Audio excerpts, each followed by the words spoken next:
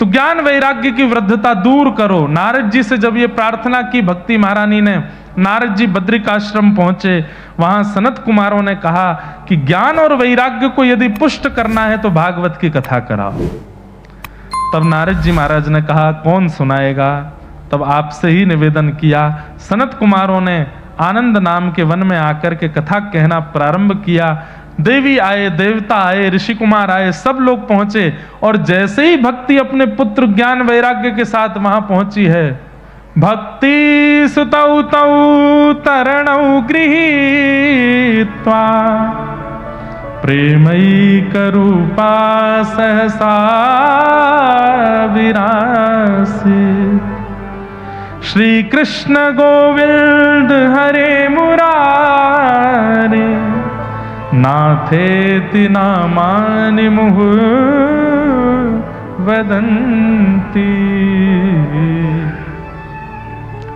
भक्ति महारानी के दोनों पुत्र ज्ञान और वैराग्य सब युवा होते चले गए और श्रीमद् भागवत जी की कृपा से ज्ञान और वैराग्य पुष्ट हुए। बोलो भागवत महापुराण की। ये भागवत जी का प्रथम महात्म है। भागवत जी के महात्म की दूसरी कथा में आता है, आत्मदेव नाम के ब्राह्मण थे, उनके कोई संतान नहीं थी। संत ने उनको फल दिया, अपनी पत्नी को खिला देना। पत्नी ने वो फल बांझ गैया को खिला दिया, तो गैया के गर्भ से जो जन्म हुआ वो हुआ श्री गोकर्ण जी महाराज का। और पत्नी अपने सहेली के पुत्र को लाकर के सौंप देती है, कहती है मेरा ही बेटा है। उसका नाम रखा गया धुंधुकारी। मैं सूक्ष्म में सुना रहा हूं। पूरी कथा का एक ही अर्थ है कि घनघोर प्रेत योनि होती है। गया श्राद्ध से भी मुक्ति प्राप्त नहीं हुई, ऐसा धुंधुकारी प्रेत बना। गोकर्ण जी महाराज आश्चर्य में आ गए कि मैंने गया श्राद्ध कर दिया, तब भी ये मुक्त क्यों नहीं हो पाया प्रेत योनि से। तब सूर्य नारायण भगवान ने कहा वो इतना प्रचंड प्रेत बना है कि गया श्राद्ध से भी उस पर कल्याण नहीं होगा। बोलो क्या करें।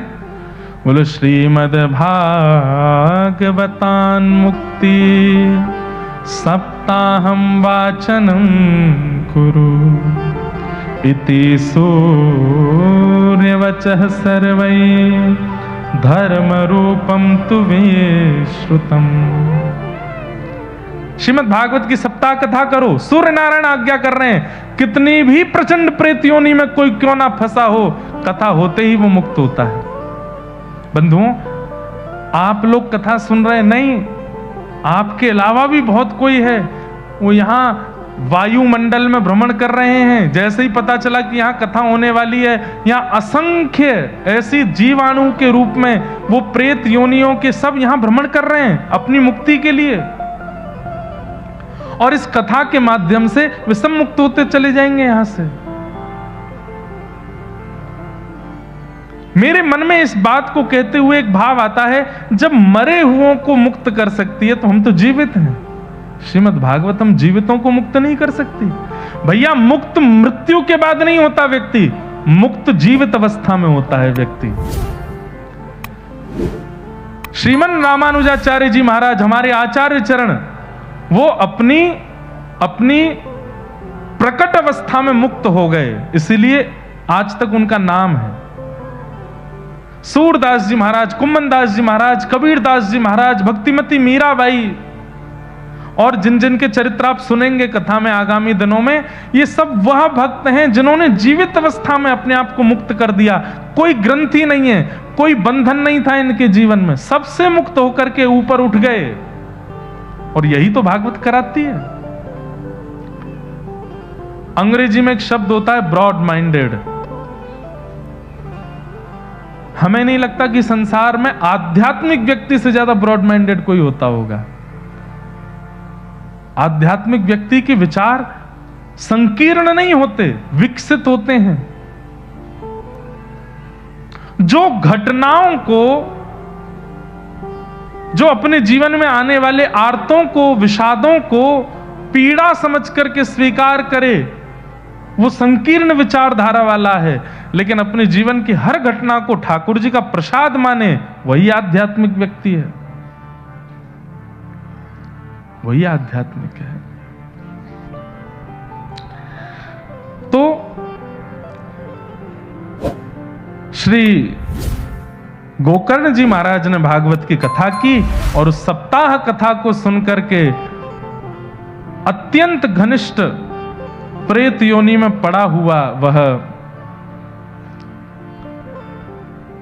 धुंधुकारी मुक्त होकर के भगवत धाम को प्रस्थान कर गया। बोलो भागवत महापुराण की। श्रीमद् भागवत जी की एक कृपा है कि भागवत जी की कृपा से ज्ञान वैराग्य भक्ति चित्त में पुष्ट होती है और श्रीमद् भागवत जी की कृपा से जीवित अवस्था में मुक्त हो जाते हैं और मृतक अपनी प्रेत योनि से मुक्त हो जाते हैं। ऐसी सर्वांगीण विकास करने वाली, सर्वांगीण उद्धार करने वाली श्रीमद् भागवत महापुराण को हम बारंबार प्रणाम करते हैं।